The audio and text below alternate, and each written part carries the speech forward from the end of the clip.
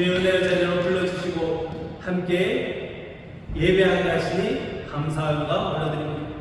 흩어져 있었는데 주의 이름으로 모였습니다. 이 자리는 주님의 은혜의 자리인 줄 믿습니다. 은혜 누리시고 돌아가시기를 다시 한 번 더 소망하고 축복합니다. 우리 서로 사랑해서 나누겠습니다. 사랑합니다. 축복합니다.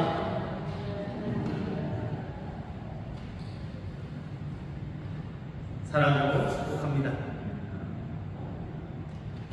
얼마 전에 영월 지방에 있는 목사님들이 둘이서 함께 모여서 전도도 하고 기도하고 하는 그런 모임의 시간을 좀 가졌습니다.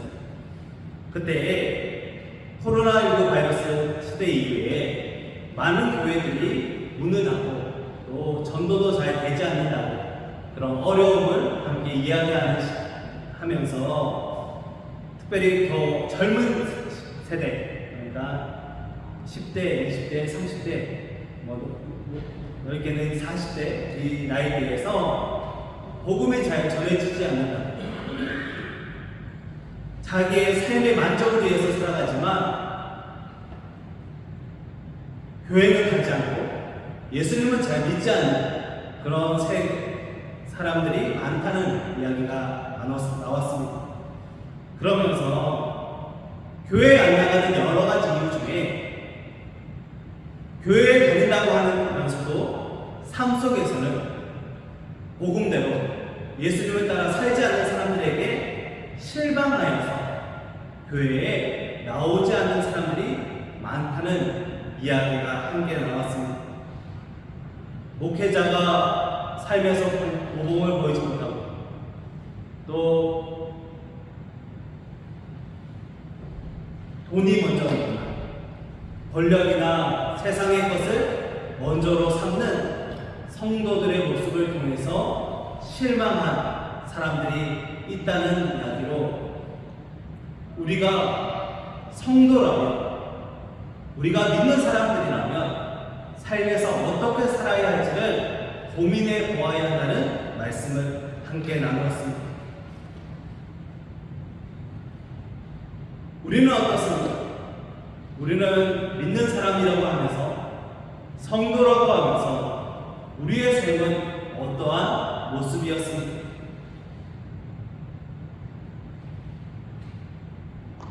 우리가 예수님을 믿어야 한다고 말하고 전도를 한다고 하는데 그것이 그들의 삶에 어떠한 영향이 있습니까? 우리는 어떻게 삶 속에서 그들에게 복음을 전해야 합니까? 우리가 성령님이 너와 함께 하신다, 하나님이 너를 사랑하신다라고 말하고 있는데 그들에게는 그 복음이 믿겨지지도 않고 자신의 삶과 상관이 없어 보입니다. 그래서 이렇게 말합니다. 그래서 어쩌라고요? 그게 나랑 무슨 상관이 있는데? 그런데 상관이 있다는 것을 알려줘야 합니다. 먼저는 우리가 상관이 있는 사람, 예수님을 믿는 사람이 어떻게 살아가는지를 보여줄 수 있어야 합니다. 믿는 자들이 이제 해야 할 일은 예수님 믿기 전과 믿음 후가 다른 삶, 성령으로 충만한 삶을 세상 속에 보여줄 수 있어야 합니다. 성령님이 임해서 본능으로 행하는 사람들이 어떻게 사는지를 세상 속에서 보여주시기 바랍니다. 그동안 보여주지 못했다면 이제라도 보여주시고 그동안 잘 보여주고 계셨다면 더욱 그러하시기를 축복합니다. 복음이 아무런 영향력을 끼치지 못하는 세상 속에서 교회 다닌다고 하면 예전에는 사람들로부터 존경을 받았는데 지금은 외면을 받는 시대 속에서 우리가 어떻게 살아야 할지를 고민해보고 깨달음을 얻고 세상 속에서 증인된 삶을 살아가시길 성도로서 성령의 사람으로서 부족함 없는 삶을 살아가시기를 주님의 이름으로 소망하고 축복합니다. 성도는 누구입니까? 성도는 성령이 그에게 강력하게 임해서 이전과는 전혀 다른 삶을 살아가는 사람들입니다. 성령이 임했기에 우리는 예수 그리스도를 믿게 되어 성령으로 말미암아 예수 그리스도를 쫓아 살아갈 수 있게 되었습니다. 그래서 성도는 성령의 사람입니다. 성령의 사람은 이전에는 내가 삶의 주인이었다면 이제는 성령이 인도하시는 대로 새로운 삶을 살아가는 사람입니다. 그런데 예수님 믿는다고 말하고 따라한다고 말하면서 여전히 성령을 따르지 않고 자기 마음대로 살아가는 사람들이 있습니다. 말로만 성도인 사람들, 말로만 믿는다고 말하는 사람들이 간혹 있습니다. 어쩌면 많을 수도 있습니다. 말로는 예수님을 믿는다고 말하면서 스스로를 인생의 주인으로 삼아서 자기의 의로움을 나타내려는 사람들이 있습니다. 성령을 따르는 것이 아니라 욕심을 따르는 것입니다. 사도 바울이 갈라디아 교회에 편지를 쓴 이유 중 하나도 교회 안에 욕심을 따라 사는 사람들이 있었기 때문입니다. 이들은 율법을 지키는 것으로 자신의 구원을 이루려 했습니다.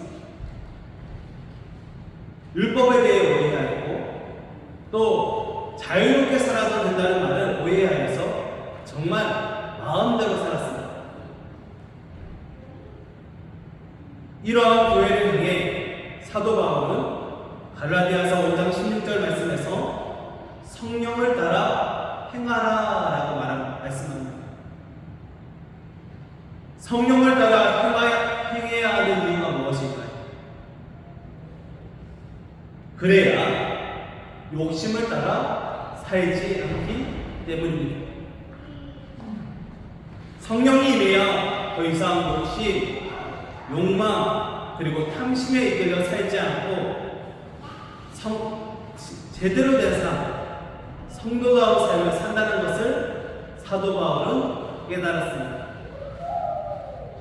사람은 자신의 욕심을 제어하지 못합니다.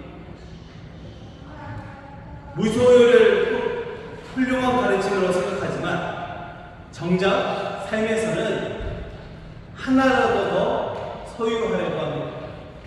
욕심 부리면 안 된다는 것도 알고 절제하며 살아야 한다는 것도 알면서도 정작 하나라도 더 얻으려고 내 것을 더 채우려고 하는 것이 성도 사람들의 모습이 아닌가 생각해 봅니다. 몇 년 전에 혜민 스님이라는 분이 좀 유명했습니다. 이분은 무소유를 이야기하고 마음치유학교 원장으로 많은 가르침을 전했고 텔레비전에도 많이 나왔었습니다. 그런데 이 사람이 나중에는 구선수에 올라서 지금은 이름을 내지 않고 있습니다. 무소유를 강조했는데 알고 보니까 8억이 넘는 삼청동에 있는 자신의 주택이 있었고 해외 부동산을 소유한 의혹과 사업을 하는데 그 수익이 또 문제가 되어서 무소유가 아니라 홀소유라고 다 가지고 있다. 그러한 이야기가 나왔습니다. 무소유를 강조한 사람이 많은 것을 가지고 있으니 문제가 된 것입니다. 기독교인들 중에도 그런 사람들이 많습니다. 청렴한 삶, 겸손, 절제를 이야기하면서 정작 삶에서는 많은 소유와 자신의 것을 누리기 위해 다른 사람들을 짓밟거나 또 편법과 불법을 저지르는 그러한 성도들이 있기도 했습니다. 말씀을 전하는 저도 욕심으로부터 자유하냐? 돈 싫어하십니까? 라고 물어보신다면 아직도 갈 길이 멀고 욕심이 없다고 말하지 못하는 그러한 모습을 발견하게 됩니다. 사람의 욕심이 이와 같습니다. 스스로의 욕심을 절제할 수 있는 사람은 아무도 없습니다. 그런데 성령의 사람은 욕심을 따르지 않습니다. 왜냐하면 예수님이 모든 욕망을 다스릴 수 있는 오해에서 성령님을 우리에게 보내주셨기 때문입니다. 성령님이 내 안에 오시면 나의 욕심을 따르지 않습니다. 욕심을 거스릅니다. 성령님이 오시면 주님이 원하시는 일을 하게 됩니다.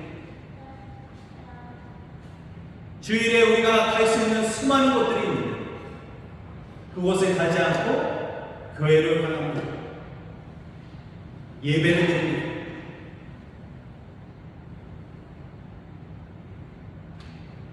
나의 욕심을 위해 살아가는 것이 아니라 주의 교회를 위해 헌신합니다. 나를 사랑하지 않고 주님을 사랑하며 살아갑니다. 섬기려 하고 사랑하기 위해 최선을 다합니다. 이것이 가능한 것은 내 안에 성령님이 오셨기 때문입니다. 이것이 욕심에 매이지 않는 이상 참된 자유를 누리는 삶입니다. 더 이상 욕심에 끌려가지 않고 성령님을 따라 살아가는 자유를 성령님이 우리에게 주셨습니다. 성령의 사람이 되었으니 지금 이 자리에 있는 성도들 한 사람 한 사람 마음 가운데 성령님이 임했으니 더 이상 욕심을 따라 살지 마시고 욕심을 다스리는 자유를 누리는 삶을 살아가시기를 주님의 이름으로 소망하고 축복합니다.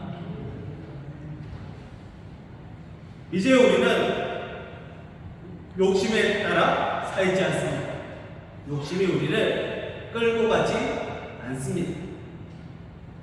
이제 우리의 삶을 이끄시는 분은 바로 성령님입니다. 오늘 25절 말씀에서 분명히 만일 우리가 성령으로 살면 또한 성령으로 행할지니라고 선포하고 있습니다. 성령으로 사는 사람은 이제 어디를 가든 무엇을 하든 성령님과 동행합니다. 성령님을 믿고 성령님이 인도하시는 대로 살아갑니다. 우리가 성령님이랑 함께 하는데 나의 영광이 무슨 의미가 있고 세상의 욕심이 나에게 무슨 소용이 있겠습니까?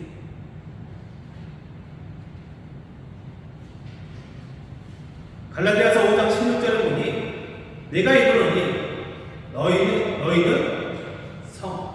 성령을 따라 행하라. 그리하며 성령 육체의 욕심이 이루지 아니하리라 라고 말씀하고 있습니다. 또 갈라디아서 5장에서 보면 성령을 쫓아 행하라 라고 말씀하고 있습니다. 영어 성경에서는 성령을 쫓아 행하라 라는 부분을 성령 안에서 걸어가라 라고 표현합니다. 성령 성령님이랑 같이 날마다 걸어가는 것입니다. 어디를 가든지 성령님 손 붙잡고 걸어가는 삶. 저희 아이들도 어디를 가든지 처음 가는 곳에서는 또 자기가 잘 모르는 곳에서는 혼자서 안 합니다. 부모님, 저희 아빠, 엄마 손잡고 이렇게 걸어갑니다. 그래야 갈 길을 제대로 알기 때문입니다. 우리는 어디를 가든지 성령님을 따라 살기로 결심한 사람들입니다. 그리고 우리에게 있던 욕심은 이제 십자가에 못 박았습니다. 예수의 사람들은 육체와 함께 정욕과 탐심을 십자가에 못 박았기 때문입니다. 십자가에 못 박았다는 말은 예수님이 십자가에 달리셨을 때에 우리의 욕심도 함께 못 박아서 모두 죽였다는 말입니다. 내 안에 아직도 정욕과 탐심이 꿈틀거리고 있다면 아직 십자가에 내 욕심을 못 박지 않은 것입니다. 내 모든 욕심은 십자가에 못 박고 오직 성령님께 내 삶을 맡기고 성령님이 인도하시는 대로 살아가는 사람이 진정한 성령의 사람입니다. 현대 성령운동의 물꼬를 튼 신학자이기도 하고 하나님께 크게 쓰임받았던 무디 목사님의 제자인 호레이 목사님이라는 분이 계십니다. 이분이 자신의 전기에 보면 매일 하던 기도가 있었던 이러한 기도를 매일 하셨다고 하는데 제가 한번 읽어드립니다. 성령님, 제가 성령님을 떠나서는 살 수 없습니다. 제가 성령으로 충만하다 느끼지 않았을 때는 말하지 않게 도와주십시오. 왜냐하면 성령 충만이 없이 말할 때 저는 너무나 많은 실수를 하기 때문입니다. 또한 주님, 제가 성령 충만하다고 느끼지 않을 때는 인생의 중요한 결정을 하지 않게 도와주십시오. 저는 너무나 자주 그릇된 결정을 할 가능성이 있기 때문입니다. 성령님, 저를 붙들어 주십시오. 할렐루야. 모든 순간에 모든 말과 행동 가운데 성령님의 인도하심만을 따라가려는 사모함이 우리에게 있어야 합니다.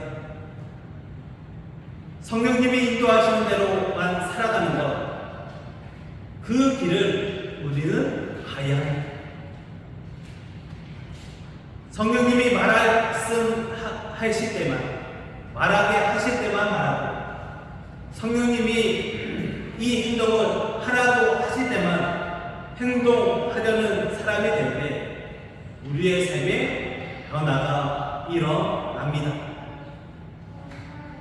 오늘날 수많은 그리스도인들이 성령님과 동행한다고 말하면서도 성령님과 상관없이 자기의 힘으로 살려고 합니다.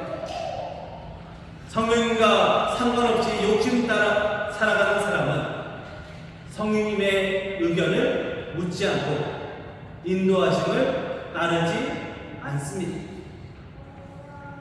그런 사람들은 결국 성도로 살지 못하고 증인으로도 살지 못합니다. 믿는다고 하면서도 아무런 능력이 없는 사람, 교회를 다닌다고 말하면서도 아무런 열매를 맺지 못하는 사람을 통해서는 복음이 전해질 수 없습니다. 그러므로 우리는 이제 욕심을 따르지 않고 성령님을 따라야 합니다. 욕심이 아니라 성령을 따라 살아가시기 바랍니다. 그때 우리의 삶에 능력이 나타납니다. 이러한 삶의 열매가 맺히는 것입니다. 나의 모든 종욕과 탐심은 십자가에 못 박고 성령님을 따라 살아가시기를 소망합니다.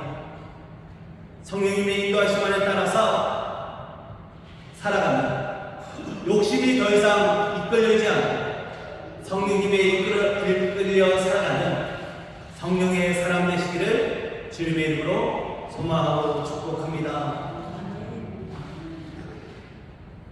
그러면 이제 우리는 무엇을 해야 합니까? 이제 성령의 열매를 맺어야 합니다. 성령의 사람은 성령이 늘 함께 하시기에 성령의 열매를 맺게 됩니다. 성령의 열매는 내가 노력해서 맺는 것이 아닙니다. 성령 안에 있으면 자연스럽게 맺어지는 것입니다. 성령께서 제자들에게 찾아오신 가장 중요한 이유는 제자들이 그의 삶 가운데 제자들에게 날마다 열매가 맺혀지기를 하나님께서 원하시기 때문입니다. 예수님이 우리에게 원하시는 것이 바로 날마다 열매를 맺는 것입니다.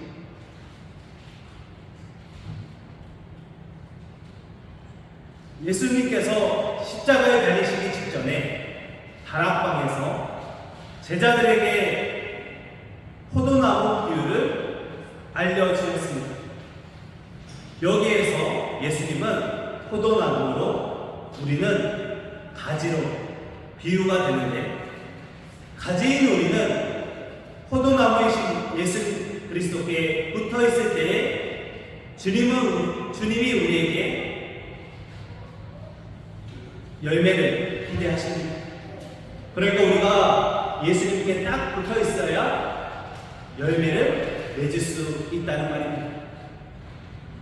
그래서 요한복음 15장 16절에서 너희가 나를 택한 것이 아니라 내가 너희를 택하여 세웠나니 이는 너희로 가서 가시를 맺게 하고 또 너희의 가시리 항상 있게 하여라고 말씀하십니다. 우리가 주님께 붙어 있으면 우리를 통해 날마다 열매가 맺힌다는 것입니다. 주님이 우리를 부르신 궁극적인 목적은 우리의 삶에서 열매가 맺혀져서 세상 사람들이, 예수님 믿는 사람들이 어떻게 살아가는지를 알게 하기 위해서입니다. 이제 우리는 성령의 열매를 맺어야 합니다. 유명한 복음주의 신학자인 존 스코트 목사님은 하나님과 인간 사이에 맺어야 할 열매는 사랑, 기쁨, 화평이라고 설명합니다. 그리고 이웃과의 관계에서는 오래 참음, 자비, 양선의 열매를 맺으라 합니다. 그리고 마지막 열매 맺는 사람의 삶의 원리는 충성, 온유, 절제라고 말합니다. 그런데 이 9가지 열매는 각각의 열매가 아닙니다. 한 가지의 열매입니다. 따로따로 있는 것이 아니라 같이 맺어져야 한다는 것입니다. 함께 균형을 맺혀서 날마다 맺어져야 하는 일, 그것이 바로 9가지 열매입니다. 어떤 사람이 저 사람은 사랑이 많은데 절제가 없어 라고 말하기도 하고, 저 사람은 참 기쁘게 살아가는데 충성은 안 해 라고 말하기도 합니다. 그런데 그렇게 균형이 맞지 않으면 성령님이 그 안에 있지 않은 것입니다. 모든 열매가 함께 맺혀야 합니다. 오늘 원문에서도 열매라는 단어는 복수가 아니라 단수로 되어 있습니다. 9가지 열매는 한 열매입니다. 같이 열려야 합니다. 사랑, 기쁨, 화평, 오래 참음, 자비와 양성과 충성과 온유와 절제, 이 9가지 열매는 따로따로가 아니라 같이 가야 합니다.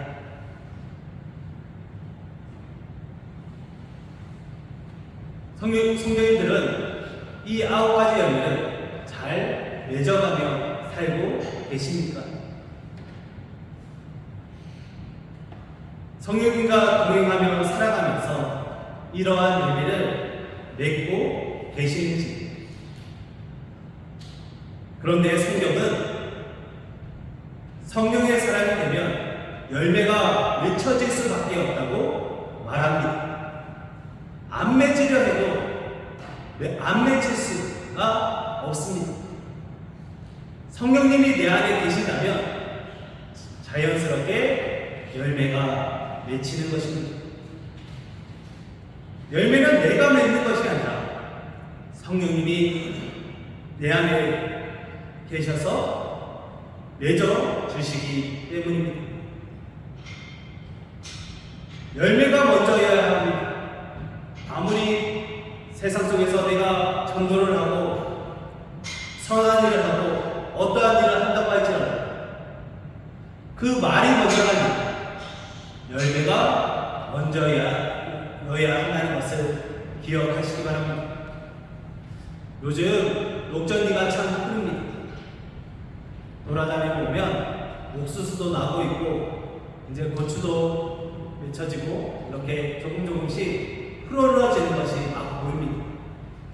그런데 아무리 푸르다 할지라도, 아무리 푸른 줄기가 올라온다 할지라도 열매가 없으면 농사가 잘 된 것이 아닙니다. 결국에는 옥수수도 나오고 콩도 나오고 그러한 열매가 있어야 농사가 잘 되었다고 말할 수 있습니다.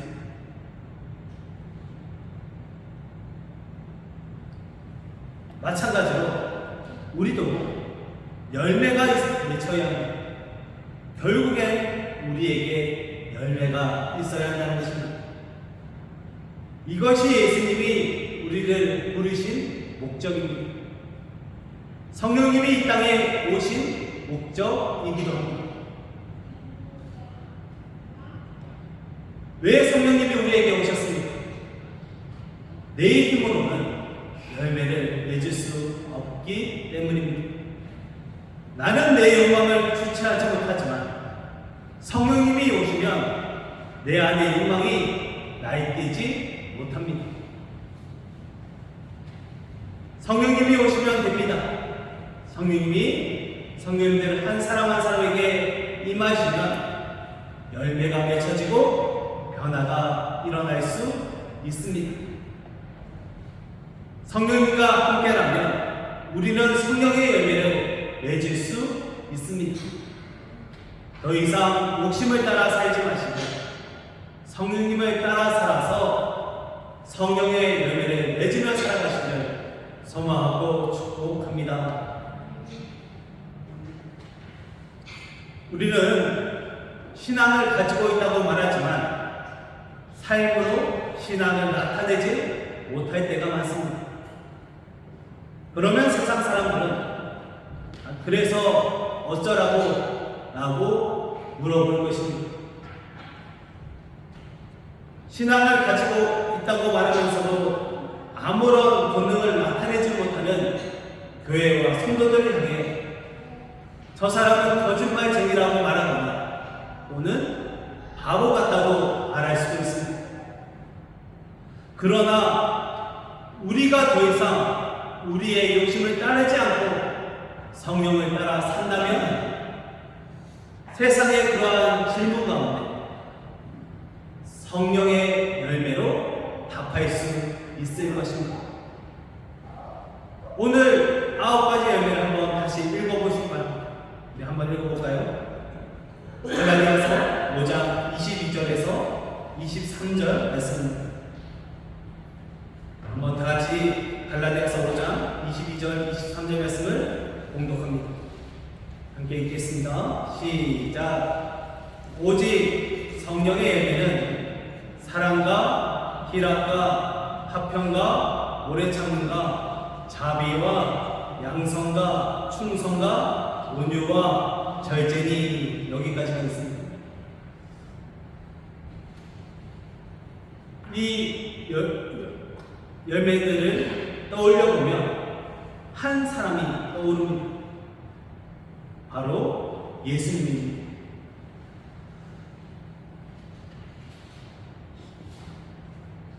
성령의 열매가 어디 9개뿐이겠습니까? 이러한 열매는 결국 예수님을 향하게 합니다. 성령의 열매를 통해 내가 드러나는 것이 아니라 예수님이 드러나야 합니다. 나의 정욕과 탐심은 이제 모두 십자가에 못 박고 오직 성령님을 따라 살아서 내 삶 속에서 풍성한 열매가 맺히고 나를 통해 예수님이 나타나는 것입니다. 그러한 삶을 살기 위해 앞으로 실천할 것들을 제가 먼저 3가지 알려드리려 합니다. 먼저 오늘 한번 돌아가셔서 내 삶 속에서 내가 제일 욕심내고 있는 것이 무엇인지 한번 생각해 보시기 바랍니다. 나는 돈 욕심이 많은지 아니면 사랑 욕심, 인정받기를 좋아하거나 이런저런 내가 욕심내고 있는 것이 무엇인지를 한번 생각해 보시기 바랍니다. 그리고 그 욕심에 이끌려 살아가고 있다면 욕심으로 살아가고 있었다면 그래서 성령님의 인도하심을 따르지 않고 있었다면 이제 그것을 십자가에 못 박기를 기도하고 욕심에 매여 살지 않도록 내가 가진 욕심을 한번 적어보시고 십자가에 못 박아달라고 기도해 보시기 바랍니다. 그리고 2번째, 성령님보다 앞섰던 말과 행동을 회개해 보시기 바랍니다. 이제는 모든 말과 행동을 하기 전에 꼭 성령님께 기도하는 습관을 들이셔야 합니다. 성령님 가르쳐주세요. 성령님 도와주세요. 라고 기도하는 습관을 들이셔야 합니다. 마지막으로 매일 주무시기 전에 날마다 어떤 열매를 맺었는지를 한번 점검해 보시기 바랍니다. 눈 감으셔서 막바로 잠들지 마시고 오늘 나는 사랑의 열매, 기쁨의 열매, 화평의 열매 이러한 열매들 중에 어떤 열매를 맺었지? 혹시 사랑한다 말하면서 나는 오늘 슬프게 살지는 않았는지, 내가 자비를 베푼다 말하면서 온유하지 않고 또 충성을 얻지 않았는지 이런 것들을 돌아보면서 성령님의 동행하심 안에서 9가지 열매가 잘 맺어질 수 있도록 한번 삶을 돌아보시기 바랍니다. 매일매일 점검하다 보면 모든 열매가 맺혀져 있을 줄 믿습니다.